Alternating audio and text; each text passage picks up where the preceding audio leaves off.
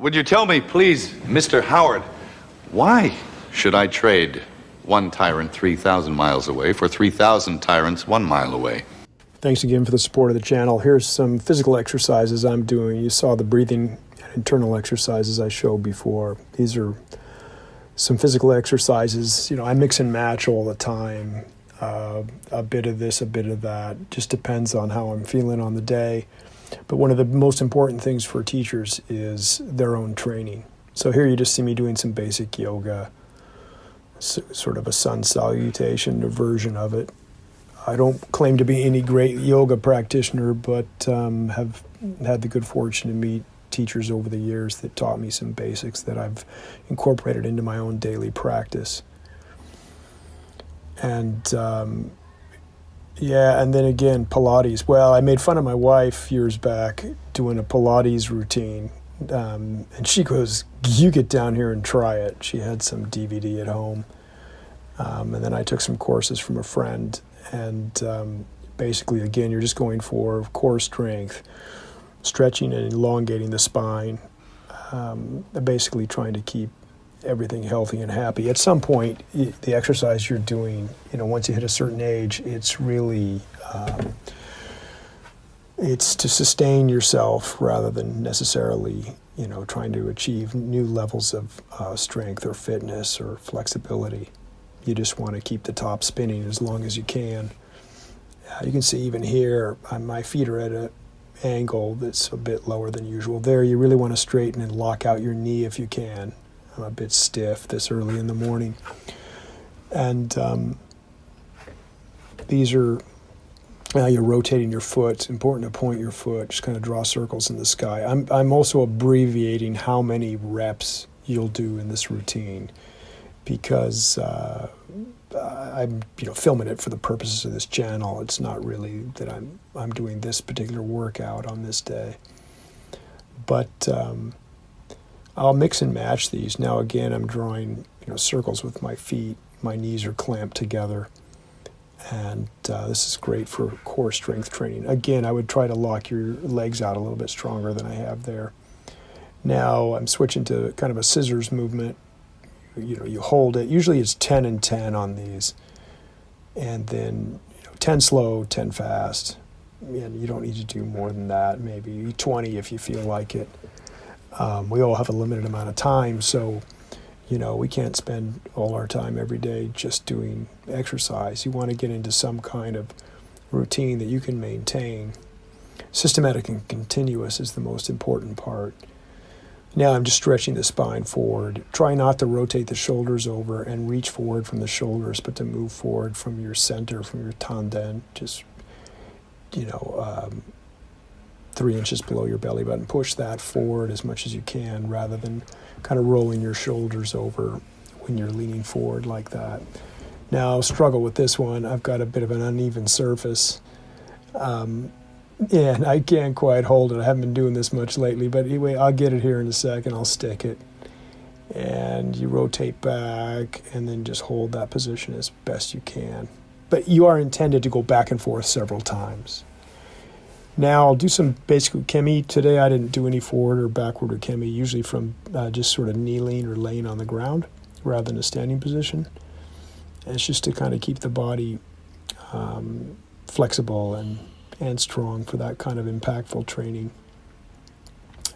This is another one that's difficult. I'm trying to get this right. The point is to come up and hold it and then go back down to the laying down position with your hands above your head.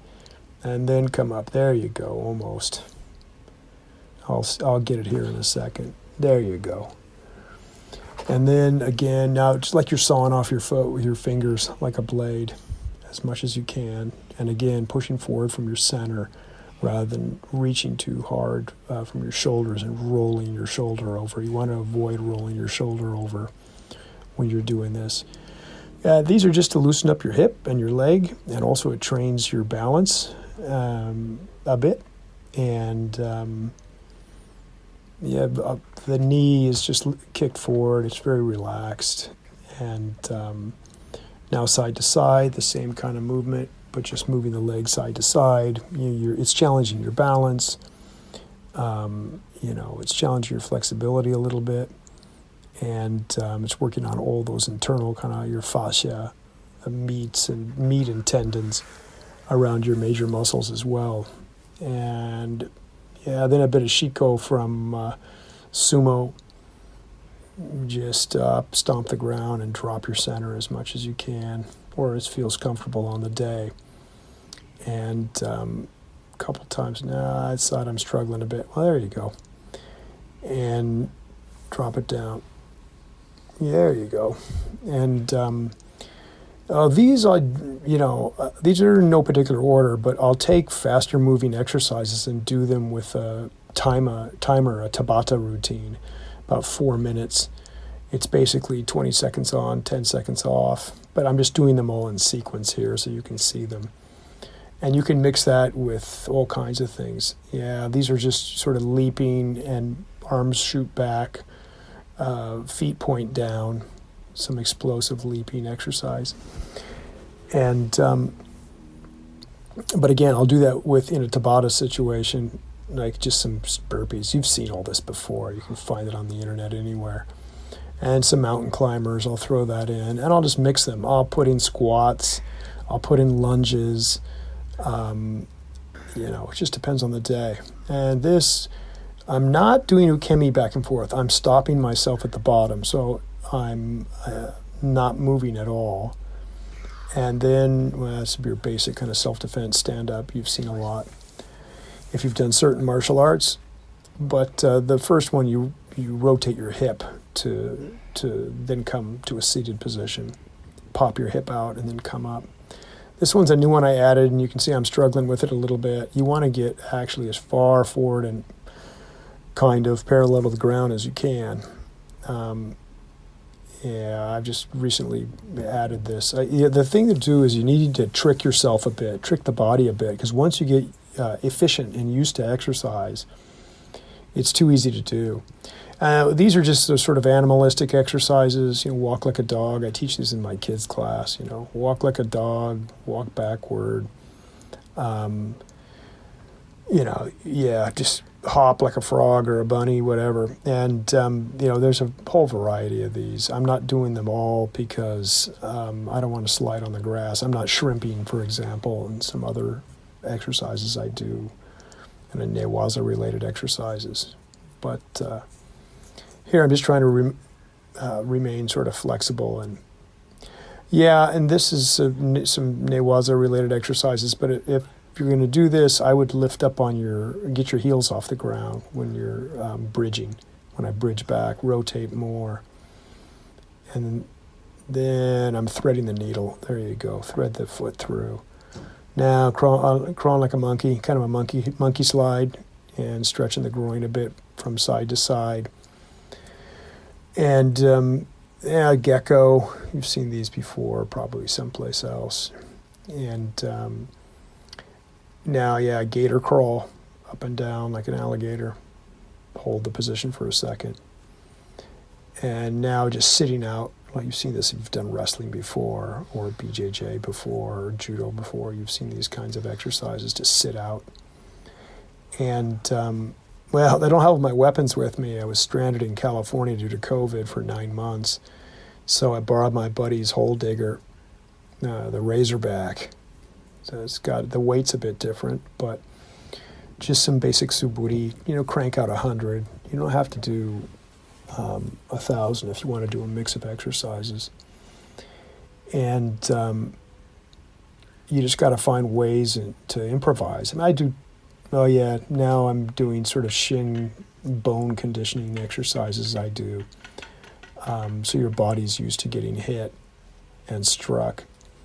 Ukemi does this to a certain degree in terms of toughening up the body, forging the body.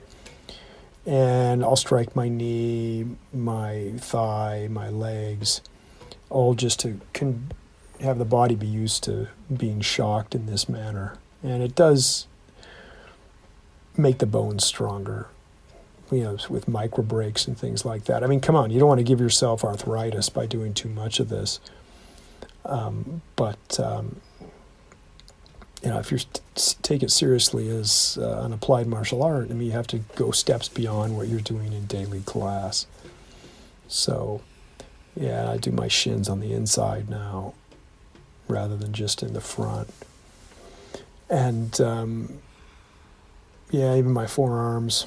It's a combination of me hitting it with my arm and then using the stick in the other direction to hit it, strike it as well. And these things you need to do maybe a day, then rest the next day, then do again, and just try to come up with a consistent, systematic and continuous approach to whatever you're doing, because it's maintaining it that ends up making the difference. And here I'm just conditioning my hands. I don't have access to my makiwara. I'll just do anything. I'll find anything I can improvise with. In Tahoe, I was using a tree. And I'll do the knife hand, my fist, obviously, back fist on it. I think my friends aren't home at the time. Otherwise, they'd be wondering what the hell's going on. And then just these basic sort of sumo slaps. It's just to condition the hands. And, I didn't have a pull-up bar, so I found something and improvised a bit.